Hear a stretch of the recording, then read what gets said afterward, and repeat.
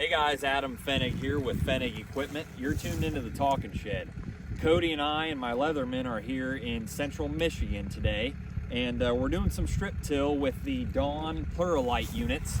We've got 2 units set up with knives, 2 units set up with the Coulters only, and this particular customer does some corn on corn. In fact, he does a lot of corn on corn, and so he wanted to see what it could do in here. So we're going to show you. We ran it in bean ground. We're going to go to that next, and then we're here too. There's a lot of rocks here where we're at, a lot of fist size rocks, so rocks can be a problem, but we wanted to see what this unit could do. So right here you can see this is the Coulter only. You can see where the Coulter created this edge, but it is a loose and fractured edge. And then we're going about 5 inches deep. This trench right here is about 5 to 6 inches wide at the very bottom. But we've got a nice, clean strip, residues pushed out of the way. You can see right here where these blades created this edge, but it's very weak, very fragile. That's not something that's going to stop roots from exploding left to right. Over here, we've got the knife option. We're running probably a little deeper with that, maybe 5, 6, 7 inches here. We've got that knife trench in the bottom. Again, we're pretty loose, pretty fractured on the sides, a little bit wider of a strip at the base, and then of course it narrows down there where that knife runs through. But I want you to look at, Cody, is come in here and look at how fine and clean this is. Of course, that's where we have stepped on it. But look at this mound. It's nice and high. This is going to firm down over winter.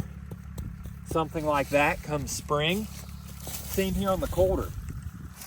Clod size is extremely minimal. Nice and smooth, consistent. It's got a nice little bridge to it. Again, come spring, it'll mellow down with the overwintering. But if you look, the consistency in this row unit is what is so impressive. I've dropped this unit in Indiana, Michigan now, Ohio, and I get this same strip everywhere I go. I love the versatility. Let's go hop over into a bean stubble field and see what that looks like as well. So here we are over here in the bean stubble, and you know, one thing that we didn't do is we didn't lighten up our row cleaners when we went from corn to soybeans. So when you look in between the rows, if we did throw a little extra dirt out, in a perfect world, I would have toned that pressure on the row cleaners down a notch. But that's not really what I want to talk about. What I want to talk about is the consistency of the strip. We could walk down this thing backwards for miles and you would get the very same look. Knife, Coulter, Coulter, knife. Obviously, here we've got a little bit more tilth. We've got a little bit taller mound, mainly because we've got a knife going down there 5, 6 inches deep to create that.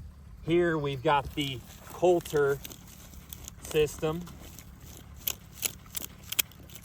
And again, the exact same look that we had in the corn. We've got the trash out of the way. You can see where the blades went right here. The blades got under there. They broke the center out. They reached down in there, broke that center out, and you've got a clean, perfect strip. We could dig this thing, like I said, for miles, and you would get this exact same look. You've got a weak sidewall on both sides. You've got a very manageable clod size that will overwinter. Same thing here. Let's see what we get. This was the row that was a nickel deeper, right? This row is about an inch deeper than that one. And wouldn't you know it, it looks basically the same with a little bit deeper. 5 to 6 inches wide, 3 to 4 deep, and consistent all the way through. A knife unit here, again, quite a bit deeper here, of course.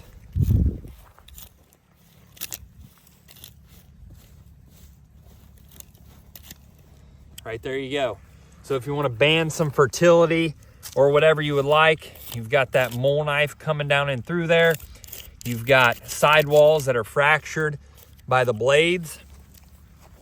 And if you can't plant into that, I just don't know what to tell you. Garden, tiller, finish, going deep enough, breaking sidewalls, consistent, literally no adjustments to be made. On this whole demo, we made one adjustment. We set this row unit deeper. Every other adjustment was a little bit more airbag down pressure.